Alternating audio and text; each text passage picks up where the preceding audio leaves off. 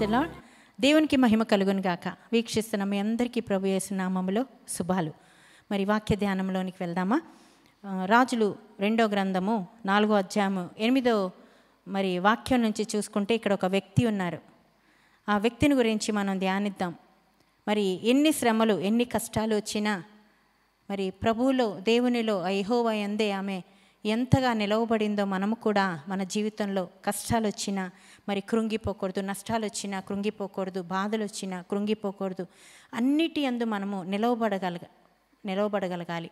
మరి 8వ అధ్యాయంలో చూస్తే అక్కడ ఒక స్త్రీని గురించి చెప్పబడింది.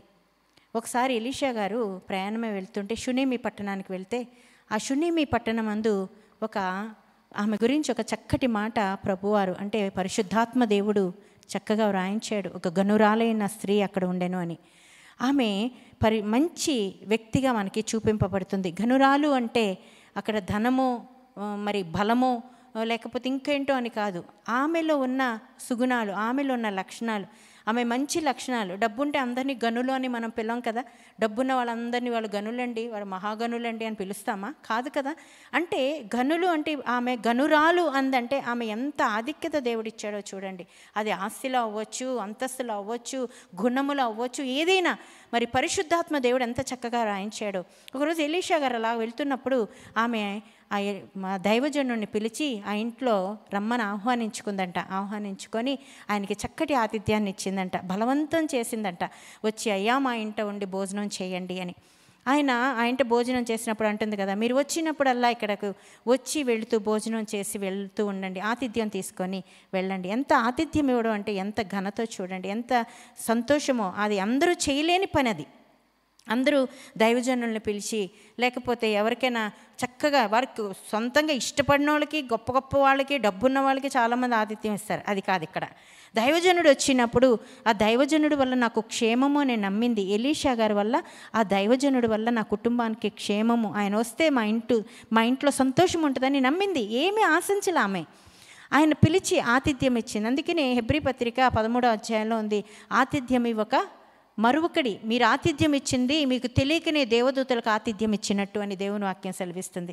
మనం మంచి మనసుతో చేయాలి. అదే మంచి మనసుతో ఆమె మరి దైవజనుడిని పిలుచుకొని వస్తున్నప్పుడు ఆతిథ్యం తీసుకోమని ఆహ్వానించింది.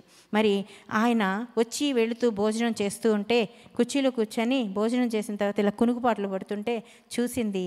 తన భర్తతో అంటుంది, అయ్యా మరి ఆయన వెళ్తున్నారు, కాసేపు విశ్రాంతి కొరకు మనం ఏదైనా మన గోడ మీద గది కట్టిద్దామా అని భర్తని అడిగింది. పర్మిషన్ తీసుకుందండి భర్త యొక్క నమ్మకాన్ని సంపాదించుకుందండి ఆమె. నా భార్య చేస్తుంది మంచిది అని ఒప్పుకునేటట్లుగా తన నమ్మకాన్ని, భర్త యొక్క నమ్మకాన్ని సంపాదించుకొని అతను వచ్చినప్పుడల్లా మంచి ఆహారాన్ని సిద్ధపరిచి ఆ దైవజనుడికి మరి పెడుతూ ఉండేది. ఇలాగ దైవజనుడు వస్తున్నప్పుడు వచ్చి ఆ గదిలో పడుకొని వెళ్ళిపోతూ ఒకరోజు అన్నాడు కదా, తన దాసుడైన గెహజీతో అంటాడు, మనం వస్తున్నప్పుడల్లా మనకు మంచి ఆతిథ్యం ఇస్తుంది, మనల్ని ఇలా చూసుకుంటుంది కదా, ఆమెకి ఏదైనా అవసరమా, ఆమెకి ఏమైనా కావాలేమో అడుగు అన్నప్పుడు మరి ఆ దాసుడైన గెహజీ అంటాడు, ఆమెకు బిడ్డలు లేరు, తన భర్త ముసలోడు, తనకి ఏ ఆధారం లేదు అన్నప్పుడు ఆమెను పిలిస్తే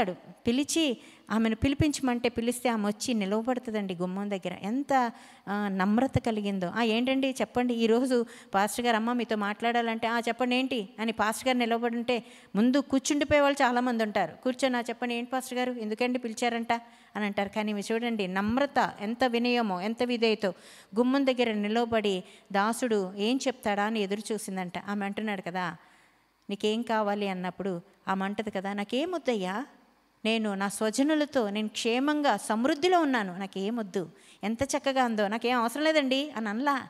నా స్వజనులతో నేనున్నానంటే నాకు అన్నీ సమకూర్చబడి నేను చక్కని స్థితిలో ఉన్నానయ్యా అంటే ఆమెను ఎలీషా ఆశీర్వదిస్తాడండి. నేను మళ్ళీ సంవత్సరము నీవు మళ్ళీ కాలం వచ్చేసరికి నీ చేతిలో ఒక బిడ్డని ఉంటాడు అన్నప్పుడు ఆమె ఆశ్చర్యపోయి అలా అనొద్దు, అలా అనకండి, ఎందుకు ఇది అసాధ్యమైంది కదా, ఇది జరుగుద్దా, ఇది నమ్మకమైందా, అయ్యా అబద్ధం చెప్పకండి అయ్యా, వద్దయ్యా అంటుంది. వినయంతో అంటుంది, వద్దు అలా అనొద్దు అని. ఇలా అన్నవాళ్ళు మీకు గుర్తొస్తున్నారా? అబ్రహాం గారు మరి గుడారం దగ్గర కూర్చున్నప్పుడు యెహోవాను చూస్తాడు. చూసి ఇలా పరిశీలించి ఇలా చూసేటప్పటికి 3 వ్యక్తులు అక్కడ కనిపిస్తారు. ఆ 3 వ్యక్తులు వెళ్ళిపోతుంటే అంటాడు కదా అబ్రహాం గారు, అయ్యా మీరు దాటిపోకండి, అయ్యా మీరు దాటి వెళ్ళిపోకండి, నేను ఇచ్చే ఆతిథ్యాన్ని మీరు స్వీకరించి వెళ్ళండి. వాళ్ళు సరే, అబ్రహాం గారు మంచి ఆతిథ్యం ఇస్తే వారు భోజనం చేసి వెళ్ళిపోతున్నప్పుడు సారా ఏది ఎక్కడుంది అన్నప్పుడు ఆమె లోపల ఉంది అన్నప్పుడు, మళ్ళీ మేము ఇక్కడికి వచ్చే సమయానికి, మళ్ళీ ఇదే సంవత్సరానికి ఇదే సమయానికి ఆమె చేతుల్లో ఆమె చంకలో ఒక బిడ్డను ఎత్తుకుంటుంది అన్నప్పుడు ఆ మాట విన్న సారా ఏమంటుందండి? నవ్వుతుంది. ఇది ఎలా సాధ్యం? నా భర్త వృద్ధాప్యంలో ఉన్నాడు, నా శరీరం ఉడికిపోయి ఉంది, ఇంకా నా శరీరం పనిచేయదు, బిడ్డలు కనడానికి మేము యవ్వన స్థితిలో లేము, ఇది ఎలా సాధ్యం? అందుకే నవ్వింది. ఇది అబద్ధం అన్నట్టుగా నవ్వింది. ఇక్కడ షునేమీరాలు కూడా అలాగే అంటుంది, ఇది అబద్ధము అని. కానీ అక్కడ చూస్తే అదే అధ్యాయంలో 18 ఆదికాండం 18 అధ్యాయంలో చూస్తే ఏమంటాడు? యెహోవాకు అసాధ్యమైనది ఏమైనా ఉన్నదా? చూడండి, దేవునికి అసాధ్యమైనది ఏమీ లేదు. నమ్మిందండి. ఓకే, ఎలీషా గారు మళ్ళీ సంవత్సరం వచ్చేటప్పటికి ఆమె ఒక బిడ్డను కన్నది. చూడండి ఎంత ఆశ్చర్యమో, ఎంత తన జీవితంలో గొప్ప అద్భుతం కదా, తన జీవితంలో ఒక గొప్ప అద్భుతాన్ని చూసింది, ఆశ్చర్యాన్ని చూసింది. చూడండి ఎంత మంచి దీవెన ఆమె పొందుకుందో. దేవునికి అసాధ్యమైంది ఏదీ లేదు. అయితే ఈ షునేమీరాలకి ఇప్పుడు చక్కగా మేలు జరిగింది, కుటుంబంతో చాలా క్షేమంగా ఆశీర్వదింపబడింది. అయితే పిల్లవాడు పెద్ద అవుతున్నాడు. ఒకరోజు ఏమైందో తెలుసా? ఆ పిల్లవాడు పరిగెత్తుకొని తన తండ్రి ఎక్కడో పొలం దగ్గర ఆ పొలం పనులు చేయిస్తూ ఉన్నాడు. అయితే అక్కడికి పరిగెత్తుకొని వెళ్ళాడు తండ్రి దగ్గరికి. తన తండ్రి చేయి పట్టుకొని అలా చూస్తున్నాడు. ఈలోపు సడన్గా ఆ బిడ్డకు ఏమైందో, అనారోగ్యం వచ్చిందో, ఏమి ఎండ తగిలిందో, ఏమొచ్చిందో, వెంటనే ఏమంటున్నాడు తన తండ్రితో, అయ్యో నా తల పోయేనే అంటున్నప్పుడు కంగారు పడిపోయాడు. ఆ బిడ్డ అలా అరుస్తుంటే గబగబా ఎత్తుకొని పనివాడికి ఇచ్చి తన తల్లి దగ్గరికి తీసుకువెళ్ళమని ఇచ్చినప్పుడు తన తల్లి తన చేతుల్లోకి తీసుకొని తొడ మీద పెట్టుకొని తల నిమురుతూ కూర్చుంటుంది. అయితే ఉదయం నుండి సాయంత్రం వరకున్నాడు, కానీ సాయంత్రం ఆ బిడ్డ చనిపోయాడు. చనిపోతే ఆమె అరవలేదండి, కేకలు వేయలా, గట్టిగా అరవట్లేదు, కేకలు వేయట్లా, పరిగెత్తుకొని ఆ బిడ్డను తీసుకొని వెళ్ళి ఏం చేసిందో తెలుసా అండి? ఎంత విశ్వాసమో ఇక్కడ గమనించండి. తీసుకొని వెళ్ళి ఏ దైవజనుడికైతే నేను గది కట్టించానో ఆ దైవజనుడి మంచం మీద నా బిడ్డను పరుండ పెడతాను, నా బిడ్డ బతుకుతాడు అని లోపల తనకు ఒక విశ్వాసం. వెంటనే తలుపులు మూసింది, ఎవ్వరికీ చెప్పలా. బయటకు వచ్చింది, తన భర్తతో ఉంటుంది, నువ్వు ఒక గాడిదను పనివాడిని సిద్ధపరచు. భర్త అంటున్నాడు కదా, ఇదేంటి ఇప్పుడు వెళ్తావు, ఇదేమైనా అమావాస్య, రేపు ఏమైనా విశ్రాంతి దినమా, ఇప్పుడు ఎక్కడికి వెళ్తావు, అక్కడికి వెళ్ళడం ఏంటి అంటుంటే, నేను వెళ్ళుట మంచిది. ఎంత విశ్వాసమో చూడండి. భర్తతో కూడా చెప్పలా, ఏడవలేదు, కేకలు వేయడం లేదు, వెళ్ళింది. వెంటనే ఆ గాడిదను పనివాడిని తీసుకొని అంటుంది కదా, నువ్వు శీఘ్రముగా తోలుకొని వెళ్ళు. కర్మేలు పర్వతం దగ్గర మరి ఎలీషా గారు ఉన్నారని తెలిసి అక్కడికి వెళ్ళినప్పుడు ఆ చూస్తూ వస్తున్నప్పుడు ఆమె రావడమే చూసి ఏదో సమస్య వచ్చింది, ఈమెకి ఏదో కష్టం వచ్చింది అని మనసులో అనుకున్నప్పుడు ఆమె వచ్చి ఆయన పాదాల దగ్గర పడుకొని దుఃఖపడుతుంది. వెంటనే గ్రహించాడు, తన కుమారుడికి అస్వస్థత కొందని తెలిసి గెహజీతో అంటున్నాడు కదా, గెహజీ నువ్వు వెళ్ళి నా దండము తీసుకొని వెళ్ళి ఆ కుమారుడు మంచం మీద ఉన్నాడు, వెళ్ళి ఆ దండము ముఖం మీద పెట్టు, నువ్వు ఎవరితో మాట్లాడుకు, ఏం మాట్లాడుకు, నేనేం చెప్పానో వెళ్ళి అది చెయ్యి. గెహజీ వెళ్ళి చేస్తాడు. ఈలోపు ఈమె అంటది కదా, ఈయన పాదాలు పట్టుకొని ఉంది కదా, అంటుంది కదా, అయ్యా యెహోవా జీవము తోడు, నీ జీవము తోడు, నేను నిన్ను విడిచిపెట్టను. ఆ పాదాలు పట్టుకొని అలా ఏడుస్తున్నప్పుడు వెంటనే ఎలీషాకి అర్థమవుతుంది, ఈమె సమస్యలో ఉంది, బిడ్డ చాలా సమస్యలో ఉంది, ఎందుకు దేవుడు నాకు ఈ విషయాన్ని మరుగు చేశాడు అని వెంటనే లేచి ఈమెతో పాటు బిడ్డ దగ్గరికి వస్తాడు. బిడ్డను మంచం మీద చూసినప్పుడు మంచం మీద మరణించి ఉండట చూసి మరి ఈ యొక్క ఎలీషా తలుపులు వేసి అందరినీ బయటికి పంపించి తలుపులు వేసి లోపల బిడ్డ మీద పడుకున్నప్పుడు ఆ బిడ్డకు వెట్ట కలుగుద్ది. లెగుస్తాడేమో అని చూస్తే లేవడు, కదలిక లేదు. లెగుస్తాడండి ఎలీషా. లేచి ఇటు అటు తిరిగి ప్రార్థన చేస్తూ ఉంటాడు. ప్రార్థన చేసి వచ్చి ఇప్పుడు నిలువుగా పడుకొని మరి ఆ బిడ్డ మీద ఇలా పడుకున్న వెంటనే గొప్ప అద్భుతం జరుగుతుంది అక్కడ. వెంటనే బిడ్డ 7 సార్లు తుమ్ముతాడు, కదలిక వస్తుంది, వెంటనే లెగుస్తాడు, కళ్ళు తెరిచి ఆ బిడ్డ చూస్తాడు. వెంటనే గెహజీతో అంటాడు కదా, ఎలీషా వెళ్ళి ఆమెను పిలు, ఆమె వస్తుంది. ఆమె వచ్చినప్పుడు ఆమెతో అంటాడు కదా, నీ బిడ్డను నువ్వు వెతుకో. ఆమె విశ్వాసమే ఆమెకి జవాబు. ఎంత నిరీక్షణ చూడండి ఇక్కడ. అందుకనే మనము దేవుని యందు నిరీక్షణ కలిగి ఉండాలండి, ఓపికతో. అందుకనే రోమాపత్రికలో 5వ అధ్యాయము శ్రమ యందు ఓర్పును, ఓర్పు యందు పరీక్షను, పరీక్ష యందు నిరీక్షను. ఇవన్నీ మనం కలిగి ఉండాలి. ఓర్పుతో ఉండాలి. శ్రమ కలిగినప్పుడు ఓర్చుకోవాలి. ఆ ఓర్పులో మనం ఎన్ని పరీక్షలు ఉంటాయి, ఓర్చుకుంటున్న కొద్ది పరీక్ష వస్తుంది. ఆ పరీక్ష మనకు ఒకరోజు నిరీక్షణకు ఆధారం. దీనికి శ్రమల వల్ల నిరీక్షణ సంభవిస్తుంది, నిరీక్షణ వస్తుంది. సహనం తెచ్చుకోవాలి. నిరీక్షణ కలిగి సహనం తెచ్చుకొని ఓర్చుకొని భరించుకుంటే ఒకరోజు నీకు నాకు మన జీవితంలో ఆనందం కలుగుద్ది. హల్లెలూయా. శ్రమ వచ్చింది ఆమెకి. తను ఆ బిడ్డను తను కోరుకోలేదు అంటుంది కదా గెహజీతో, ఎలీషాతో అంటుంది కదా, నేనేమైనా నిన్ను బిడ్డను అడిగానా, ఇమ్మని అడిగానా? నాకు బిడ్డ కావాలి అని నేను నిన్ను బ్రతిమాలుకున్నానా? నేనేమన్నా నన్ను భ్రమపరచవద్దు బాబు అని నిన్ను అంటే నువ్వేమో నన్ను దీవించి వెళ్ళిపోయావు. నాకు బిడ్డ పుట్టాడు, ఈరోజు నా బిడ్డకి ఎంత కష్టం వచ్చిందని దుఃఖపడుతుంది. మరి ఎంత ఆమె అడిగిన విధానము, ఆమె మరి దేవుని యొద్ద ఆమెకున్న నిరీక్షణ, దైవజనుడు స్వస్థపరుస్తాడన్న నమ్మకము వచ్చి దేవుని సన్నిధిలో ప్రార్థించుకొని మరి పొందుకుంటుందండి. ఆయన పాదాలు పట్టుకొని ఉంటుందట. అంటే దేవుని సన్నిధిలో దుఃఖపడి ప్రార్థించుకుంది, వినయముతో కోరుకుంది, ఆ బిడ్డ బతికాడు. ఇప్పుడు ఏమైంది? వాళ్ళకి శ్రమ నుండి ఆమెకు విడుదల, ఆనందం వచ్చింది. ఆనందం మళ్ళీ ఎంతసేపు, ఎన్ని రోజులో లేదు, కొన్ని దినాలు అయిపోయిన తర్వాత మళ్ళీ శ్రమ వచ్చింది. దైవజనుడు వచ్చి అంటాడు కదా, అమ్మా షునేమీరాలు, నీవు ఇక్కడి నుంచి వేరే చోటికి వెళ్ళు, ఒక మంచి స్థలాన్ని సమకూర్చుకొని కొన్ని దినాలు అక్కడ ఉండు, ఎందుకంటే ఇక్కడ కరువు రాబోతుంది, నువ్వు వెళ్ళు అన్నప్పుడు దైవజనుడు ఎందుకయ్యా అలా అన్నావు, ఎందుకు వెళ్ళాలండి అని అడగట్లా. మనం ఏదైనా చెప్పామనుకోండి, దైవజనులకు ఏదైనా చెప్తే విశ్వాసాలు అడిగితే వెళ్ళాలండి, ఇప్పుడు అవసరమా? ఇప్పుడు పరిస్థితులు అలా ఉన్నాయి. కానీ ఈమె చూడండి ఎంత, అందుకని ఈమె బైబిల్ గ్రంథంలో ఈమె గురించి ఎంత చక్కగా, ఆమెను ఎంత మాదిరిగా మనకు చూపించాడో చూడండి. ఆ మాదిరి నేర్చుకోవడం కొరకు ఈ వాక్యం. ఒక నిమిషంలో చదివేసుకుంటే అయిపోతుంది, కానీ ఆ మాదిరిని గమనించుకోవాలండి మనం. ఆమె ఎంత తగ్గించుకుందో, దైవజనుడి దగ్గర ఎంతగా పొందుకుందో, ఆ ఆనందాన్ని ఎంతగా ఈరోజు అనుభవిస్తుందో, దానికి కారణము నా దైవజనుడి ద్వారా దేవుడు గొప్ప అద్భుతం చేశాడు నాకు. ఆ నిరీక్షణ అండి ఈమెకి. ఎదురు తిరగలేదు, ఎదురు మాట్లాడలేదు, వెంటనే అంటుంది కదా దైవజనుడితో, తప్పకుండా నువ్వు వెళ్ళావు ఇక్కడి నుంచి అన్నప్పుడు వెంటనే తన కుటుంబాన్ని తీసుకొని ఫిలిస్తీ దేశానికి వెళ్ళిపోతుంది. 7 సంవత్సరాలు కరువున్న 7 సంవత్సరాలు ఊరుకొని 7 సంవత్సరాల తర్వాత ఈమె ఇక్కడికి వస్తుంది. వచ్చేటప్పటికి తనకి ఇల్లు లేదు, తన పొలం లేదు, తన పాడి లేదు, పంట లేదు, ఏమీ లేదు, అంతా దోచుకున్నారు. అప్పుడు ఆమె రాజు దగ్గరికి వస్తుంది.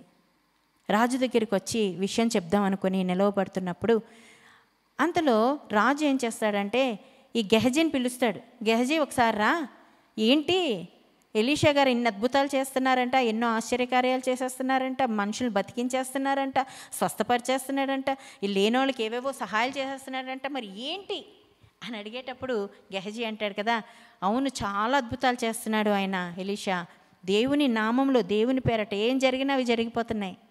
అలాగే ఒక ఆవిడికి బిడ్డలు లేకపోతే ప్రార్థిస్తే బిడ్డలు పుట్టాడు, ఆ బిడ్డ చచ్చిపోతే మళ్ళీ ఆ బిడ్డను లేపేశాడు, అంత గొప్ప దైవజనుడు అని ఆమె ఆయన గెహజీ చెప్తుంటే రాజు వింటున్నాడు. ఈ లోపు ఇలా తిరిగేసరికి ఎదురుగుండా షునేమీరాలు. వెంటనే గెహజీ అంటాడు కదా, అదుగో ఆమె, ఏ బిడ్డ అయితే బిడ్డలు లేరు అనుకుంటారో బిడ్డలు పొందింది ఆమె, అదుగో పక్కనే ఉన్నాడు కదా యవనస్తుడు, అతనే మళ్ళీ చచ్చిపోయి తిరిగి లేచినవాడు, అతనే బతికించాడు, ఎలీషా ప్రార్థించగా అతను బ్రతికాడు అని ఇలా చెప్తున్నప్పుడు ఆమె అక్కడి నుంచి రాజు చూసి అంటాడు కదా, ఈమె ఎందుకు వచ్చింది అని మరి ఆమె గురించి అడిగినప్పుడు ఆమె వచ్చి తన సంగతి అంతా చెప్పుకుంటుంది, తన పరిస్థితి అంతా చెప్పుద్ది, ఇలా జరిగింది అని. అప్పుడు అధిపతిని పిలుస్తాడు, ఒక అధికారి అనమాట, పిలిచి అధికారితో అంటాడు కదా, నువ్వు వెళ్ళి షునేమీరాలకు ఏదైతే తను ఈ యొక్క పట్టణాన్ని విడిచిపెట్టి వెళుతున్నప్పుడు ఏదైతే విడిచిపెట్టి వెళ్ళిందో, ఆ రోజు నుంచి ఏ పంట అయితే ఈ రోజు వరకు పండిందో ఆ పాడి పంట అంతా, తన ఇల్లు, తన పొలము అన్నీ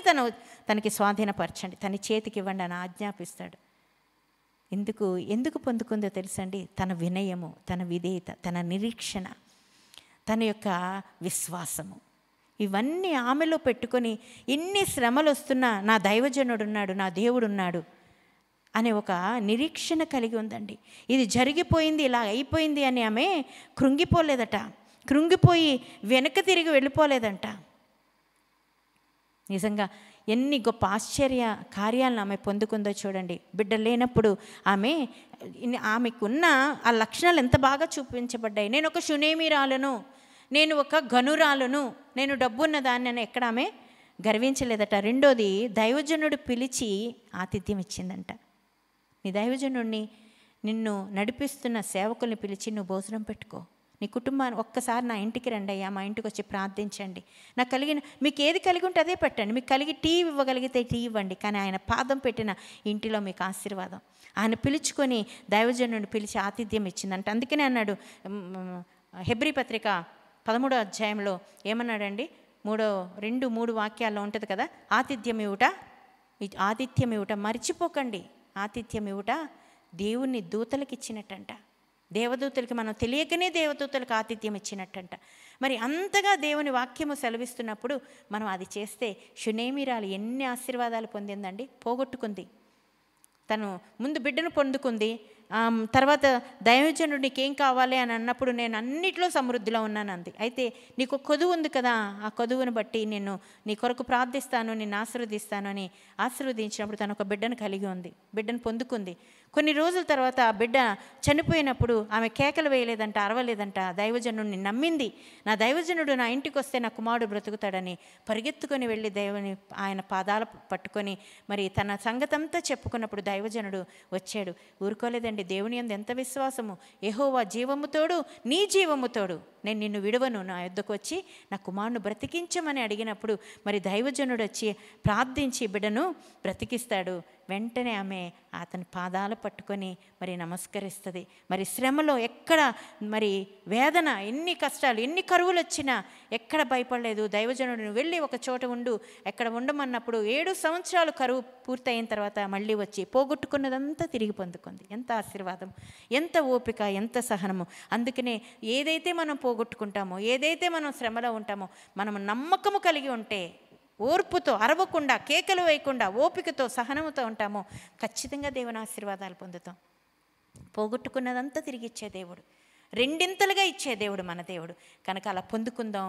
షునేమీరాలికున్న ఆ భయభక్తులు కలిగిన ఆ జీవితము, ఆ ఘనురాలు అన్న ఆ స్థితి, ఆ పేరు మనం కూడా తెచ్చుకొని దేవుని ఆశీర్వాదాలు పొందుదాం. దేవుడి మాటలు మన వినికిడిలో దీవించి ఆశీర్వదించును గాక. God bless you all. Thank you very much.